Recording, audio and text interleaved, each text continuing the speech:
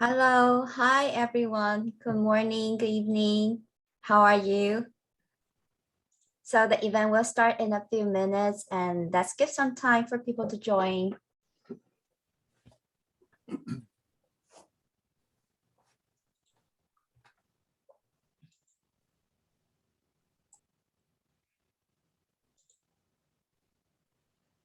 So before we started, I just want to let you know, after our session, we will have the Q&A time. So if you have any question, please feel free to leave your question at chat box or the Q&A box as well. Okay, I think.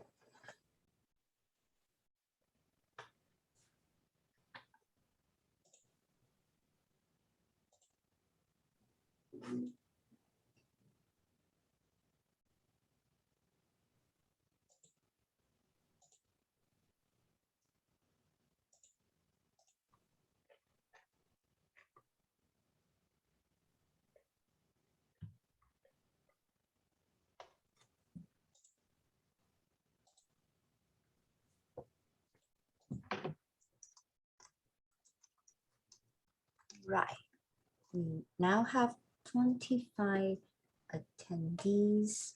So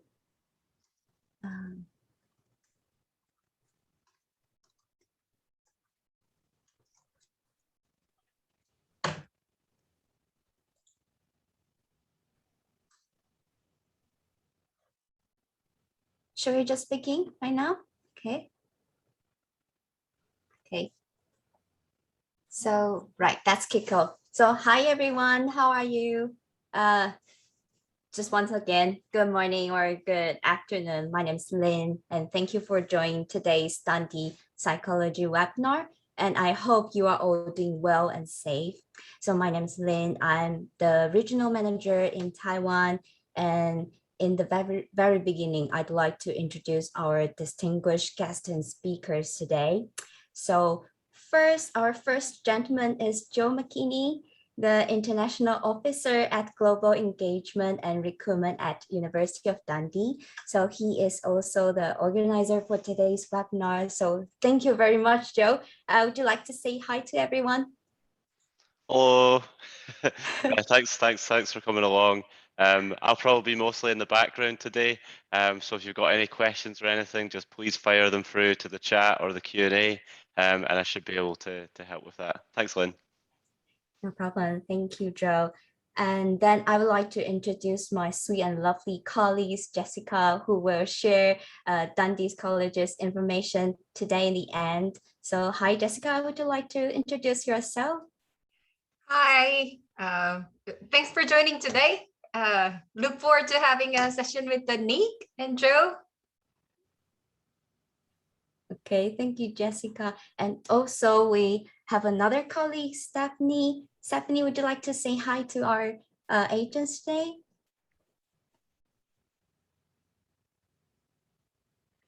Hi, everyone. Can you hear me? I don't know why I can't start the video, but I'm sorry. It's okay. Nice meeting all of you here, and we will have a great seminar delivered by Nick about psychology. So looking forward to that. I'll be in the background as well for today. So if you have any questions, just pop it into the chat box, and then we will answer them as we go along. So over to you, ladies, and also to Nick to deliver the webinar. Thank you, Stephanie. And last but not the least, we are delighted to invite Dr. Nick Hopkins, the professor of the University of Dundee, to talk about the psychology major today. And he will not only cover the courses, but also a student's career destination. So just can't wait. So now please join me in welcoming Dr. Nick. Nick? Great. Well, thanks very much. And it's a great pleasure to have this opportunity to talk with you. So I guess the plan is that I will give a short presentation of around about 20 minutes, and I'll try and say a little bit about a range of things, Dundee, psychology, psychology at Dundee, and your options for the future. So I'm now going to try and share my screen. And please do ask as many questions as you wish, and we can try and address them as we go on. So hopefully you can now see my screen. Can I just check, Lynn, Jessica? Yeah, you can see the screen. Okay, great. Well, thanks very much. Essentially, let me get the slideshow running from the beginning. So I want to tell you a little bit about psychology. So I am Nick Hopkins. I'm an academic member of staff at the University of Dundee. I've been here since 1989, and I've stayed in Dundee because I really like it as a city, as a university, and as a psychology department. So I want to say a little bit about what psychology is. But first of all, I want to say a little bit about Dundee, a little bit about psychology as a discipline, what we are able to offer at Dundee. And I'm going to focus on the master's courses that we offer, a couple in particular, and say a little bit about what you can do. I'm also very happy to talk about undergraduate programs, but I think to focus on the master's courses may be the most appropriate. It's a fantastic city and a fantastic location. This is a view that I have as I look over the river towards Dundee. I live just on the other side of the river. Dundee is on this fantastic river, one of the biggest rivers in Europe, and it really is a very beautiful setting. So I really recommend a visit to Dundee, even if you don't come and study here. The campus is a fantastic campus. It's right in the heart of the city. It's a small city, population of about 150,000. It has a long history of welcoming students to the city. Students are a big part of the local environment. The campus is right at the heart, and that means that students don't need to waste time traveling on buses or trains to get to the campus. Everything is within walking distance, certainly within cycling distance. It really is very, very easy to live here. Students, international students who are with us are guaranteed university accommodation.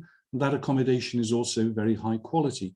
So we have fantastic accommodation on the campus, and it really is very, very attractive.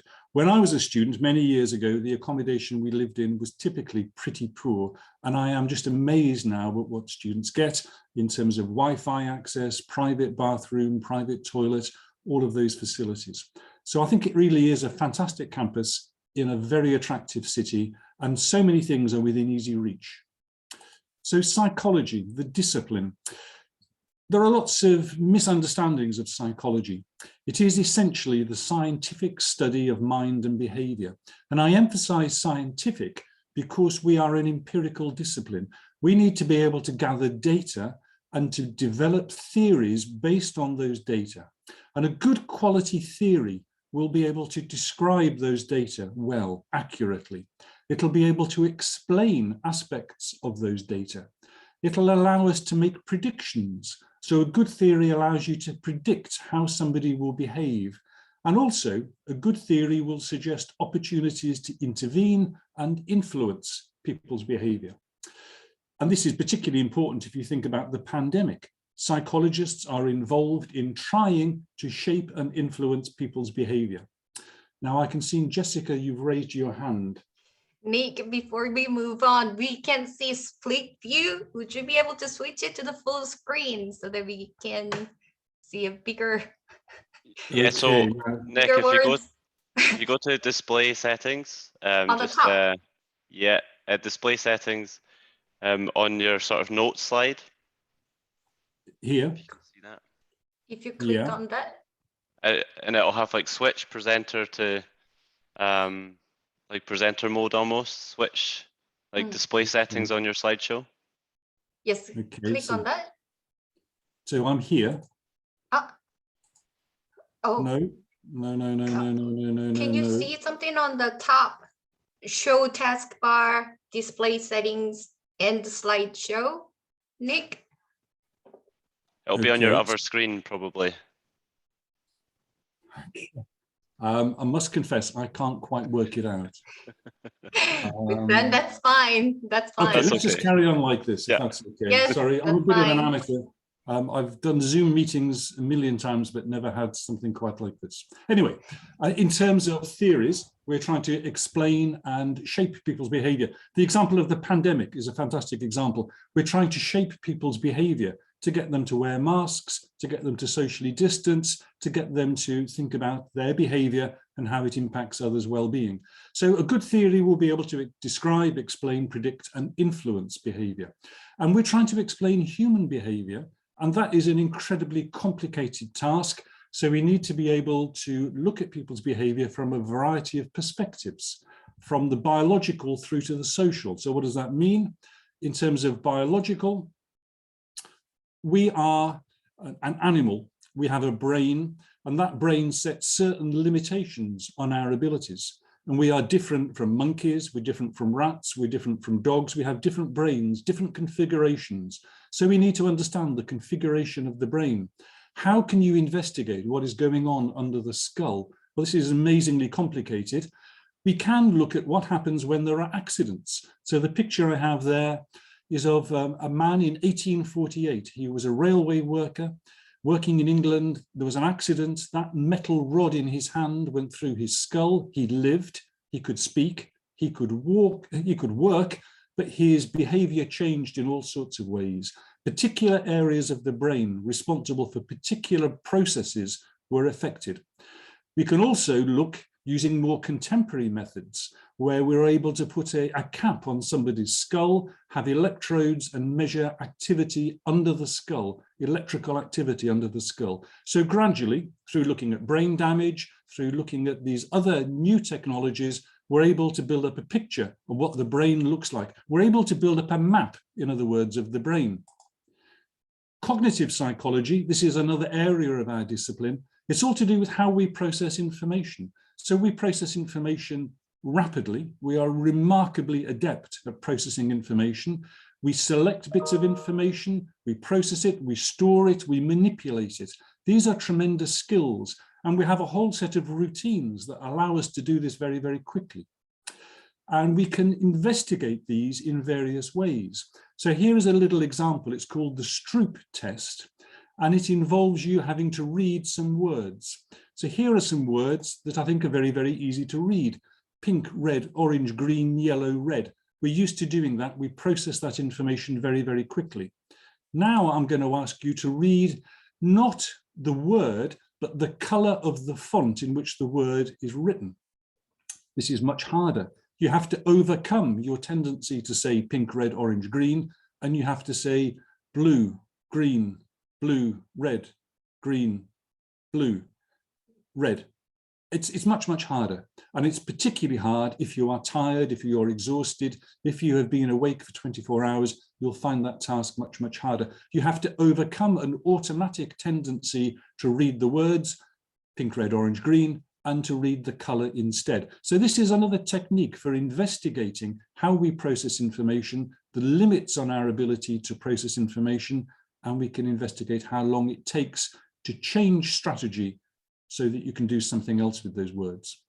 If you're a developmental psychologist, you're interested in how children develop. That's incredibly hard to do. You can't really ask a 1-year-old or a 2-year-old about their psychological functioning. You have to be very creative. So if you want to know at what age can babies perceive depth, you can't simply ask them, can you perceive depth? They wouldn't even understand what you mean by the word. What you can do, however, is arrange a device similar to this picture, where you have the caregiver, in this case the mother, standing at one end of the apparatus, and you have their child at the other end, and you call them towards you. And as you can see, it looks like there is a big drop from the cube onto the floor. What you do is you have a piece of glass that means that if the child does crawl towards the mother, they don't drop onto the floor. So no children gets hurt, but we're interested when the mother calls to the child, will the child move forwards? Yes. Will they carry on moving forwards over the edge? And that depends upon their age. At what age can babies perceive depth so that they stop at the point of the cliff?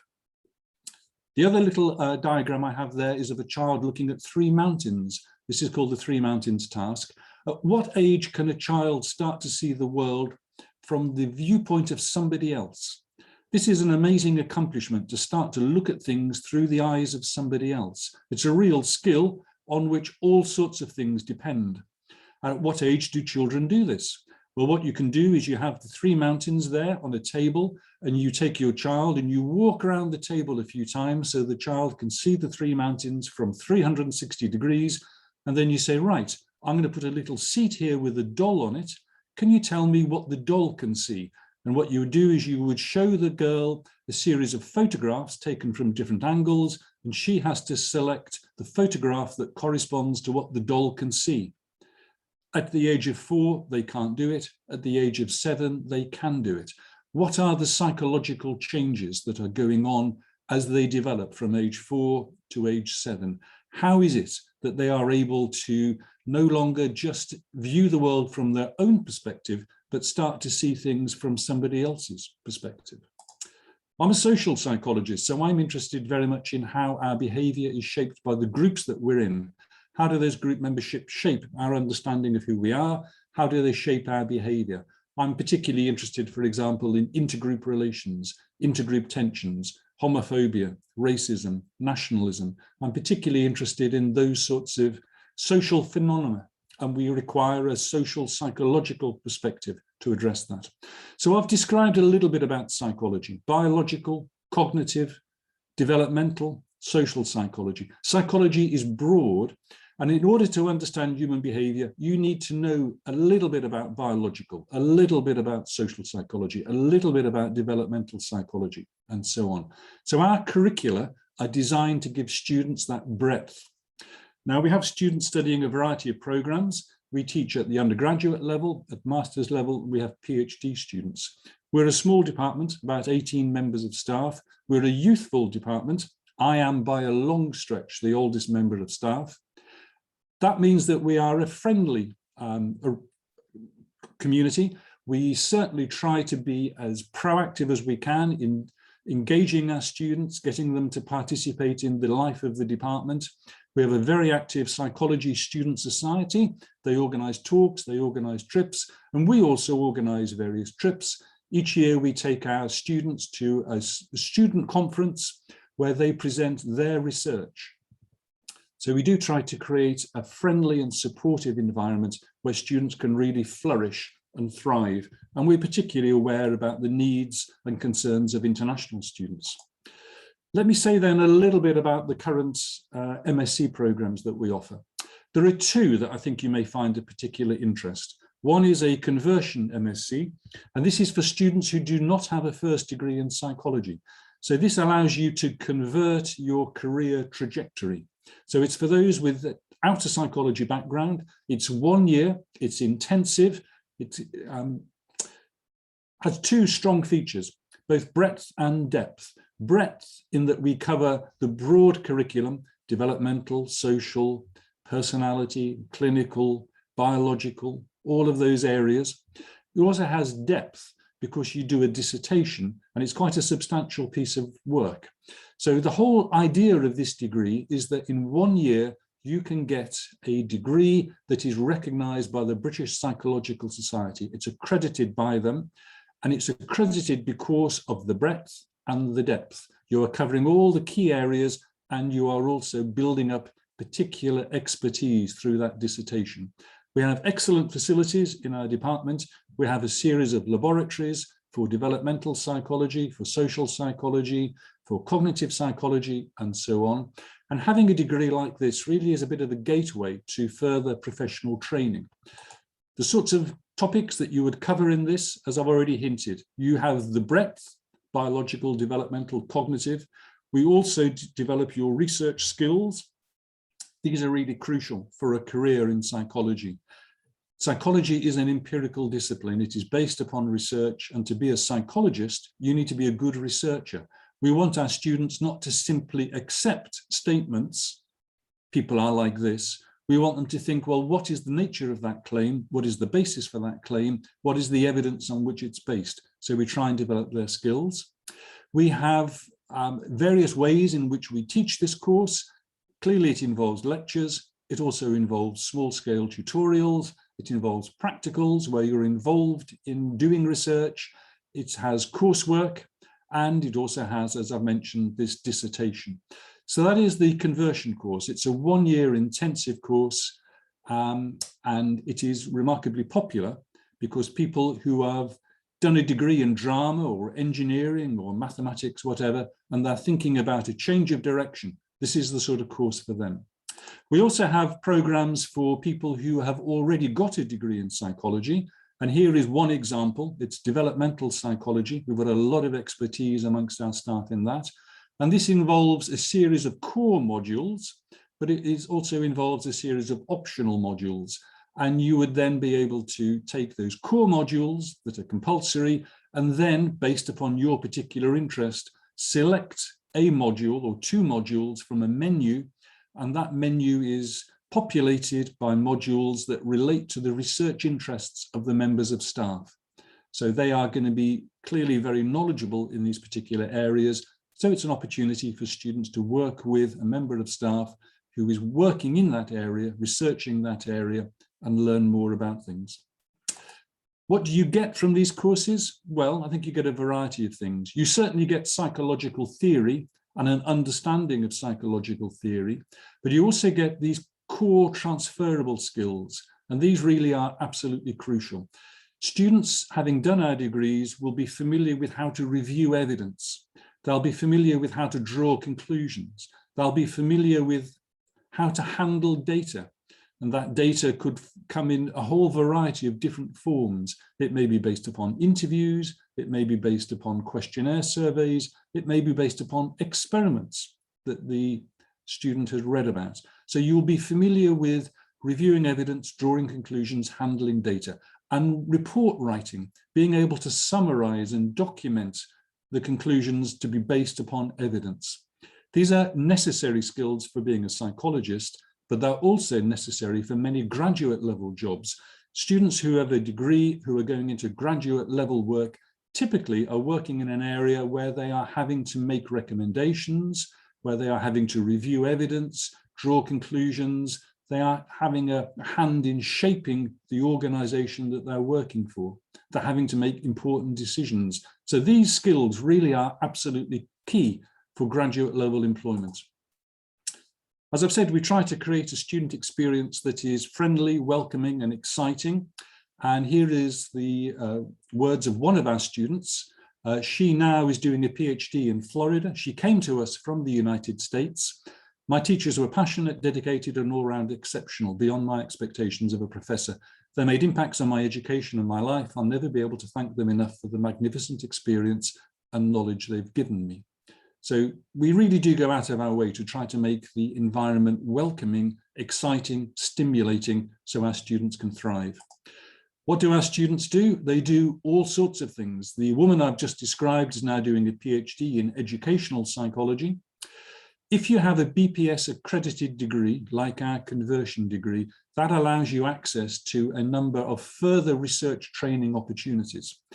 And the key areas where our students often pursue careers is things like educational psychology, forensic psychology, that's where you're working within the criminal justice system, trying to use psychology in some way. Health psychology, very often you're trying to shape people's behavior, get them to drink less, eat a better diet, exercise more, stop smoking.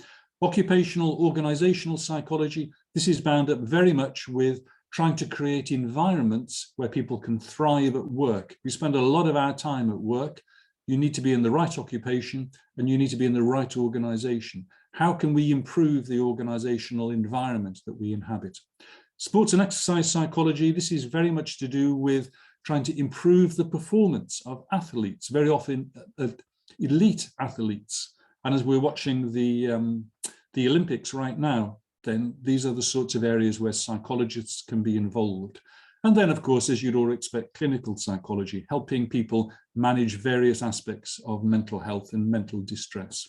So these are often areas where our students pursue their career as a psychologist. But as I said, many go elsewhere into all sorts of graduate level work, working in organizations, in business, and the skills they've picked up with their degree really will be very, very helpful for that future. That is the end. And I'm sorry that the screens were not ideally presented, but hopefully that gives you a flavor for the sort of material that we cover and the opportunities that we provide. Thank you, Nick. Before we move on, I have one question. Is the BPS is a key to those professionals? Is it a must? Pretty well, pretty well. So the BPS, it's the professional body for psychology in the UK. And there's always been an issue of who can call themselves a psychologist. So the BPS has a program, a curriculum that they require students to pursue. So they come and validate our degrees, they look at our curricula, and they have accredited our undergraduate degree and the conversion degree. And that means that if you apply for things, people would recognize you as being somebody who could call themselves a psychologist. It is in the UK pretty crucial to have that BPS accreditation. It's not 100% crucial. There may be opportunities to work in some areas of counselling where you don't have a BPS degree, but really if you want a serious career as a psychologist, to be able to call yourself a psychologist and to access further training for psychology, then yes, it is to all intents and purposes a must. It's very risky not to have that sort of qualification. It appears that for international students, work experiences or anything other than being in the lecture room is quite important when they make a decision. Would there be anything like that at the University of Dundee for UG and the PG programs? Okay, that's a very good question. Work experience is something that students are always keen to pursue. It is very, very hard, you'll understand, to have that as part of a formal degree structure, because where could you put students into an environment where they are working with people if they are unqualified? So that's a big constraint. Typically what our students do is they do voluntary work. So what they would do, many of our students would do voluntary work where they would perhaps work with a charity or with an organization that is trying to help people. And there they get some on-the-job training and guidance. So a lot of our students would be working with children, perhaps with language difficulties, or children with forms of brain damage, or some of our students have worked with women who have been subjected to gender-based violence, sexual assault. We have students who have worked with people who've been involved in car crashes and now have a form of brain injury. So there's a whole variety of opportunities in Dundee for voluntary work. This isn't part of the degree as such. We would like to be able to have an opportunity to have students on placements, but for all sorts of reasons, organizations are going to be very wary about making that sort of commitment. So it is best for students to arrange their own voluntary work. And there are many opportunities. And in many ways, that is something that we really recommend our students to do. I would advise students when they come to speak with the career service at an early stage to talk with the career service about where they see themselves going in the future, to review the skills that they have, the expertise that they have already, to identify gaps, and then think, well, how can I plug those gaps? What can I do that would allow me to develop skills that I don't currently have? So I think it is very much for the student to speak with the career service, to review their skill set, to identify gaps that they can try to address over the forthcoming period of study. Makes sense. Thank you. Oh, Thank you, Nick. we have a question from Tammy in non-English. Is it? Can you read it? No. Tammy, would you leave it in English for us, please? We'll address that at the end.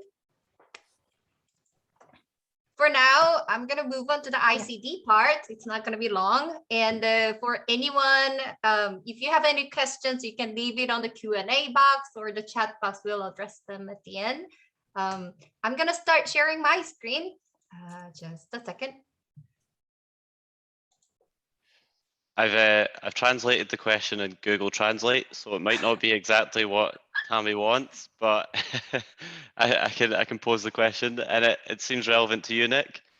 So the question is, do you provide students with professional licenses in different fields, or will the license acquisition be included in the course according to the module selection? So what I presume, Tammy, you're asking is there any other sort of accreditation apart from BPS, and then is BPS the only accreditation, and that's automatic? Yeah, the BPS accreditation is based upon successful completion of the course at undergraduate level. That means passing the course at a certain level, at 2.2 or above. At the master's level, the conversion MSc, then the recognition is associated with passing the master's course. We don't have other forms of accreditation or recognition or certification. So it is really important that people understand that in the UK, the psychology degree is the entry point to a process of professional training. And having a BPS recognized degree is the first hurdle, but it's the first hurdle of several hurdles. If you want to become a clinical psychologist, then you would be looking at least 3 years of training as part of a clinical doctoral program. So to become a clinical psychologist, that requires at least another 3 years of training as a clinical psychology, and that would have work placements in the NHS, things like that. So that's a more coherent and structured form of professional training. You get into that through the having a BPS recognized degree. So there are lots of stages, lots of hurdles. It's a lot more complicated. It's a bit like becoming a doctor. You don't become a doctor after doing your first degree in medicine. You have a whole series of next steps. This is the first step. Excellent, thanks, Nick. And just in case you meant something else, Tammy, as in if we offer other accreditations or accredited courses, we do have a range of courses at the University of Dundee, like loads of sort of business accreditations. We've got like law degrees as well. So yeah, we have a range of courses outside of psychology that also offer professional qualifications as well. Hopefully that helps. And then Jessica, I think it's your bit. Thank you. Well, I forgot to check the Q&A section, so it's in Mandarin. I'm very sorry. I thought it's in our chat box. So, well, thank you anyway. So let's move on to Jessica. Yes. Thank you. Let me know if you can see the full screen. Yes. Full screen. It's full screen. Thank you. Perfect. Yes.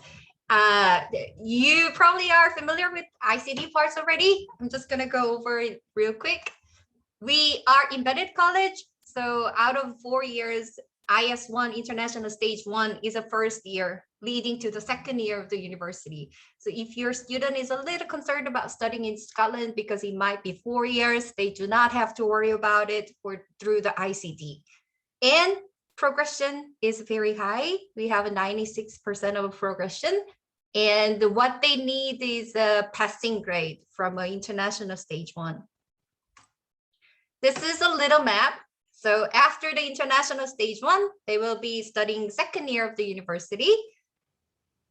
We offer a variety of majors, including art and design, business, computing engineering, life and biomedical sciences, nursing, and law, psychology, and the social studies. And students can join with the 5.5, each band 5.5. If they are lower on IELTS, they do not have to worry because they can join with the pre-sessional English. So if it's the 6 weeks is one term, it's 0.5. So if they are on the 5.0, 4.5 each, they can join with the 6 weeks. If they are 4.5, they can join with the 12 weeks. This is a pre-masters. We call it slightly differently, IIM, and we have a slight different schedule. So OIEG, our pre-master courses are either 3 months or 6 months. So we do not have the typical 9-month programs. And for the psychology, for IIM, we offer 1 term. That means student can join in June for the IIM 3 months, lead to the September master's degree. If student has a high enough IELTS, if student has a high enough academics, they can apply directly to Joe for both the UG and the PG, of course. this is not relevant to psychology, sorry, Nick, but we had a new program last year. We have a international stage 2, which is equivalent to the year 1 in England. So that's a 2-year and a 9-month program, which is very good. And we offer, I think, 5 to 6 business degrees. So student can join through law and social science stream for the international stage 1 for UG. And we offer these degrees through ICD. So BSc psychology, psychology with French, which might be very interesting, psychology with the Spanish. And for the masters, like Nick explained, developmental psychology, psychological research method, and the psychology conversion degree. So I think if student like there, I don't know if you can see it here, applicants for the MSc psychology conversion degree, they do not need the psychology undergraduate degree. So if you have any students, you can apply directly to the UOD or through the IIM for 1 term. Scholarship is very, very important for you and for your students. We have 3 types of scholarship. So I'm very excited to share. We have a market-based scholarship for the ICD. You can contact your regional manager, Stephanie, Lynn, or myself, or Nan, for the market-based scholarship for the ICD programs. They can double it through the interview with one of us. You might be familiar with the site. There's a link. Student with the conditional offer can come in here, book an interview with one of us, and they can get the scholarship, bigger scholarship. It looks something like this. And this one, you probably are familiar with already. We had a progression scholarship, which was very, very exciting news for us last year. And that's still available. So it's for students progressing from the ICD with the 70% A. They will get £5,000 each year for 2nd, 3rd, and 4th year for UG, 5,000 for PG. It's not very difficult to get because we had our first result, and tada, I'm very proud with this. It's only UG statistics, but 44% of ICD UG students had received this on the first cohort. And this was a new additional progression scholarship, which is very, very exciting. This is an ICD entrance scholarship. So in addition to the progression scholarship with the A, 70% with the £5,000 each year, UOD has this ICD entrance scholarship for up to £4,500 each year for 4 years. And this is new and it's additional to that ICD progression scholarship. And this is same for the PG. So both UG and PG for that 70% progression 5,000, or this entrance scholarship for the £4,500. So this is a very, very exciting news for both ICD and the UOD. So if you have any students, please do not hesitate to contact your regional manager for any case reviews. Usually case review can be done within a day or 2, if you're wondering. This is a little term date and a price. Tuition is around £18,500, and this includes January and April intake. So if your student is joining for the January IS1 for 9 months, leading to the September next year, they can join January 10th, or if they have a 5.0, 4.5, they can join with the 6 weeks PSC, November 1st. If their IELTS is a 4.55, 4.0, they can join with the 12 weeks PSC, September 20th. IIM, those are MSc psychology degrees. We only have 1 term again, and that's only available in June, leading to September. So if your student has a 6.0, 5.5, they can join June 20th. If they are short, if their IELTS is lower, 5.5, 5.0, they can join with the 6 weeks PSC from May 2nd. Yes, I think that's the end of my slides. I'm just gonna stop sharing. Do we have any questions? Thank you, Jessica. And please feel free to ask any questions at chat box or the Q&A box. Let me see at the moment. No. I think we covered them all. Yes, it must be. I think thank you, Jessica and Nick, for your fantastic and informative sharing. And I think thank you all of you for joining us today. And we are going to have more topic in the future. So please feel free to check with your regional manager and get more information. And let's see you next time. Oh, we much. have a series of webinars Yes. with the UOD September. Was it what you're gonna say, Joe? Yeah, sorry, it slipped my mind. We do have a series of webinars that we're running. So, I mean, just thank you very much to you ladies and Nick as well for hosting this one. But we do have one coming up. When's the next End one? of September, I think. All Yes. right, yes. There it is. So the next webinar that we'll be hosting jointly is on Thursday, the 30th of September, and this will be about life sciences at the University of Dundee. And I think we have 3 more webinars scheduled in October, Yes. covering from art and design to business. Business, So, yes.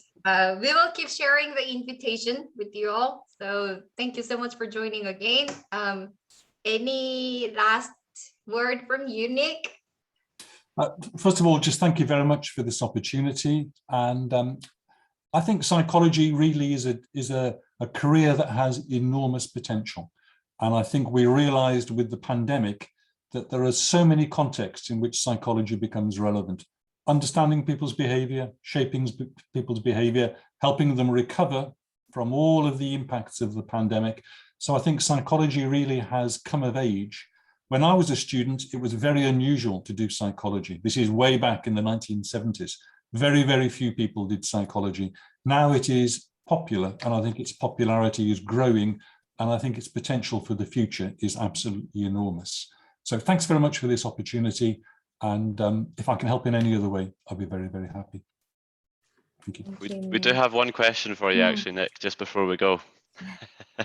Okay. So Jerry's asking, how many levels does BPS offer? Is there different sort of levels of accreditation, or how does that work?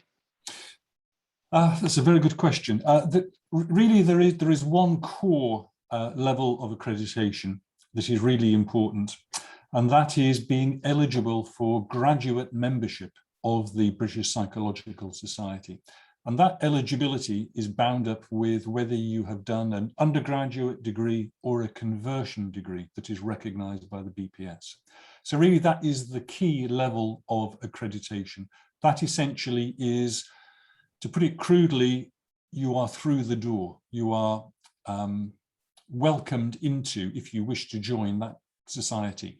And that then becomes the basis for future development. So really there is one core level that universities are involved with providing, and that is accessing the BPS as a graduate member.